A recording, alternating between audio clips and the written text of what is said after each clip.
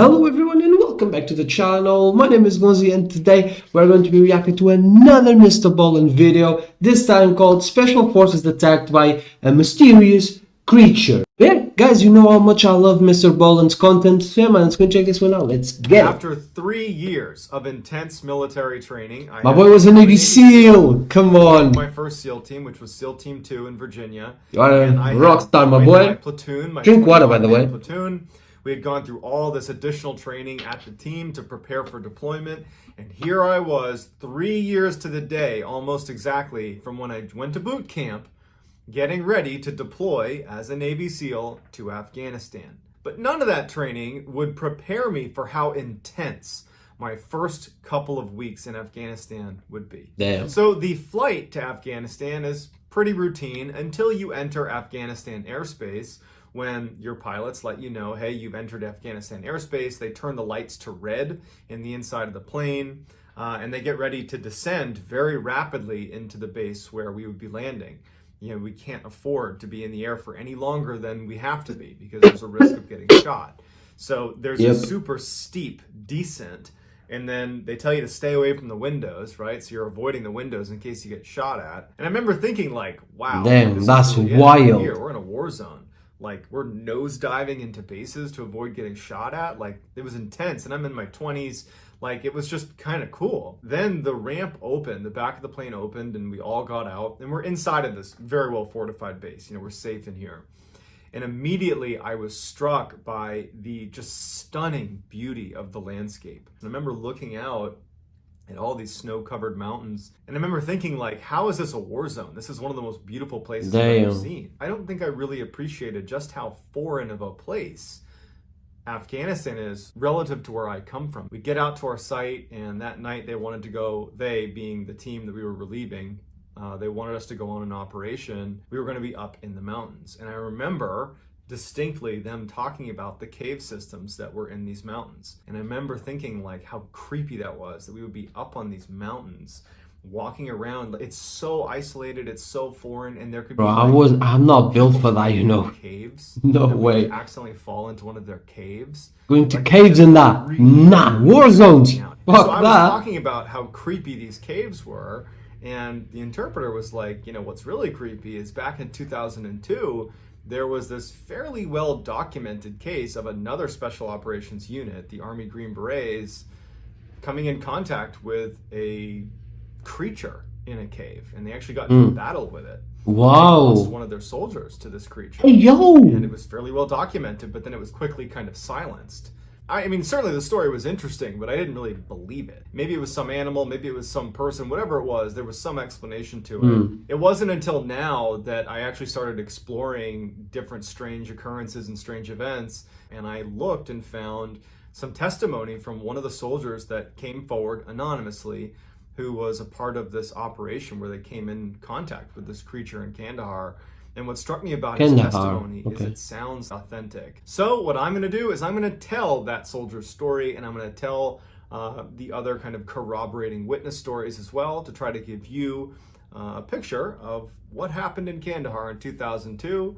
And you can be the judge if you think this is fact or fiction. Okay. But before we get into today's story, if you're a fan of the strange, dark, and mysterious... Go support the homie, man. Dude's phenomenal. You come to the right place, because that's what my channel is all about. He's awesome, man. 3 to 4 times a week. So if that interests you, I would encourage you to please gently ravage the like button and then subscribe to my channel. And subscribe to mine as well, bro. If you're watching, come on, subscribe, bro. I'm trying to reach 500 before the end of the year. Subscribe, bro. Appreciate you, by the way. Thank you. Army infantry unit just vanished. They were on patrol in the Kandahar mountain range in Afghanistan. Okay. And they stopped using the radios. They stopped calling in. No one knew what was going on. They didn't call in a TIC, which stands for Troops in Contact. Basically, any military unit, if you're out on an operation and you start getting shot at, you radio in to your higher command, hey, troops in contact, or TIC, which signals to them you need to get aircraft on standby, you need to get ready to send reinforcements. Okay. They need to be ready to support you. But they only do that if you signal that you're in a TIC. And it's, a lot of people, if anything, will call it in too early. You know, because they're scared. Almost prematurely sometimes.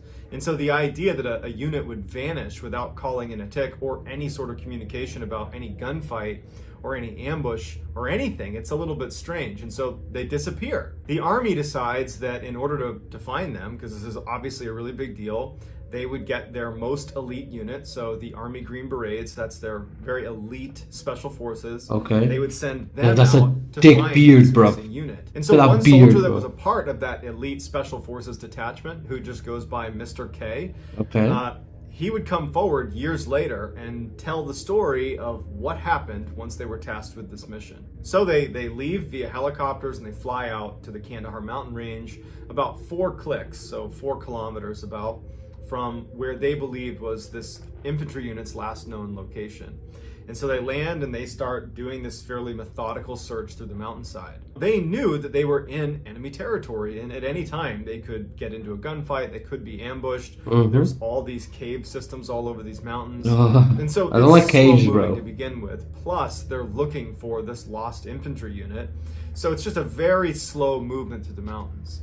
And so over the first few days, nothing really happened. They didn't come in contact with the enemy. They didn't see any sign of this missing infantry unit.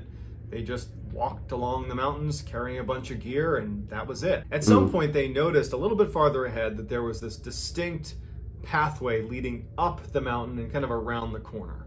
Okay. And it looked like a goat trail. Lots of goats that would run around the mountainside, and it looked like a very well-developed goat trail. And they decided, let's just go up there. If nothing else, we can go up onto wherever this leads us and maybe look down across the other side of the mountain and see if we can see anything. And so the team starts making their way up this goat trail.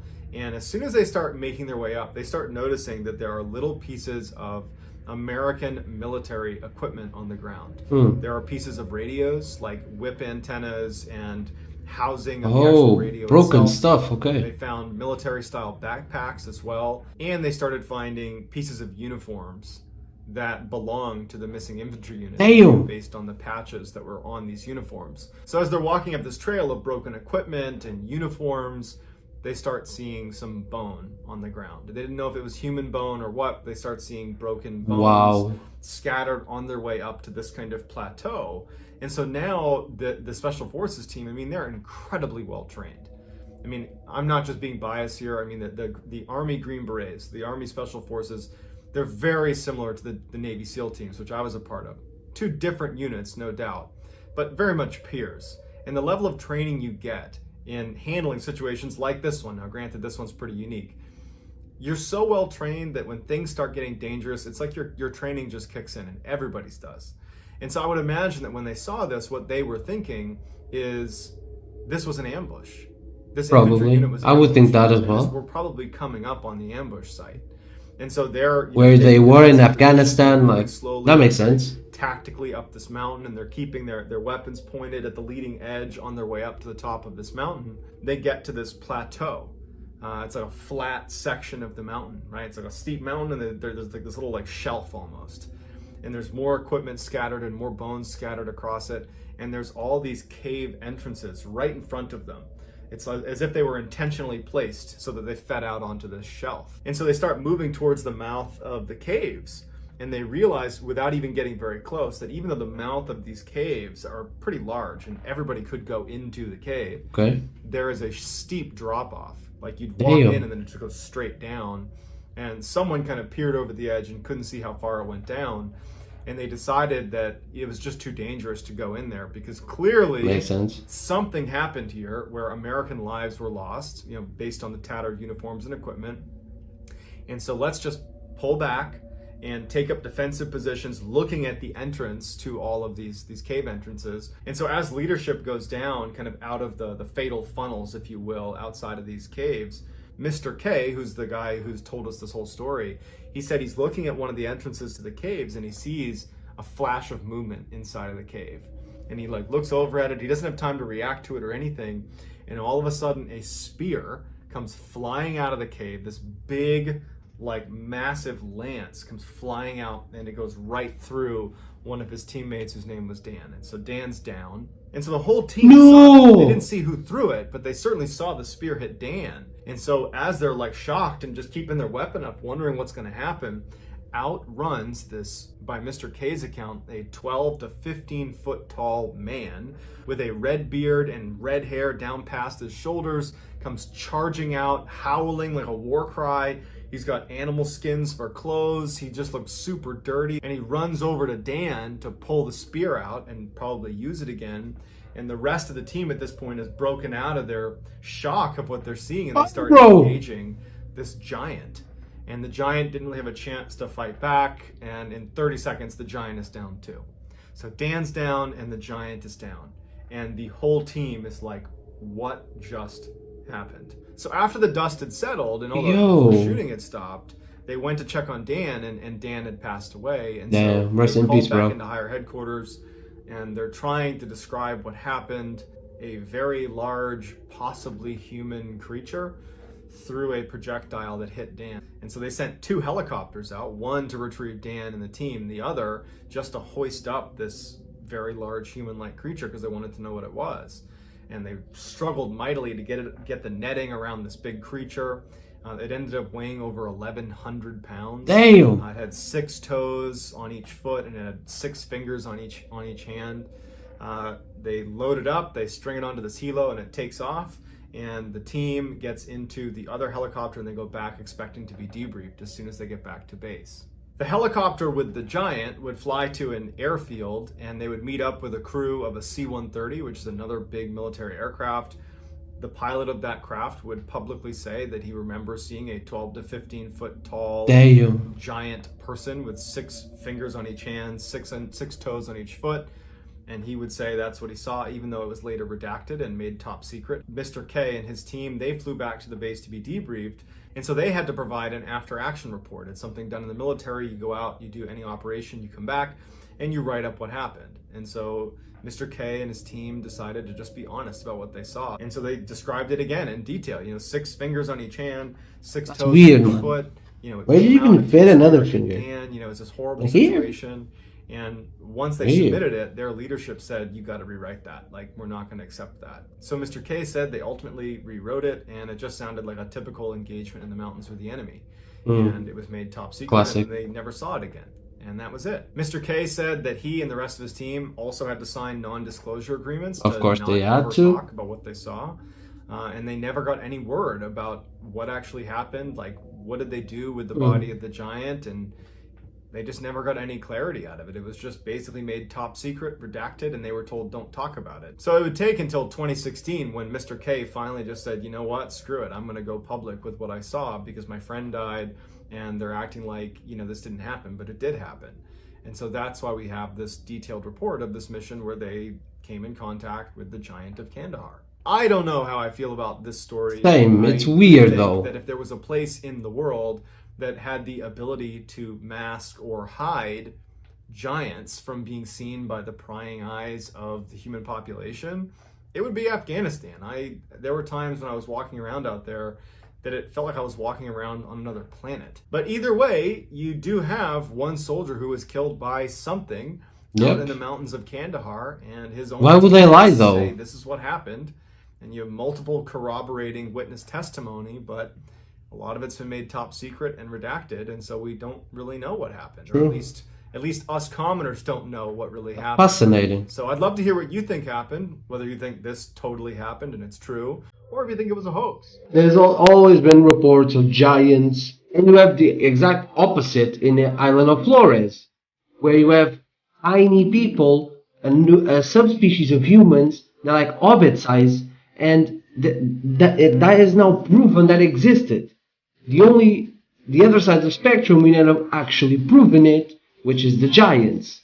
We never actually proven that giants were a real thing. They reach a mountain, they go inside the cave, and one of the boys just get killed like that. And then they kill the beast, or the giant, and then the body just gone. It's very... If it isn't true, if it's all the stereotypical stories about the US government and with aliens, with everything dodgy that we don't know, they came in, they take it, never heard of it again, and the people that saw it are shut down with NDAs and stuff like that. So yeah, man, and Is it true? Probably not. Is it a good story?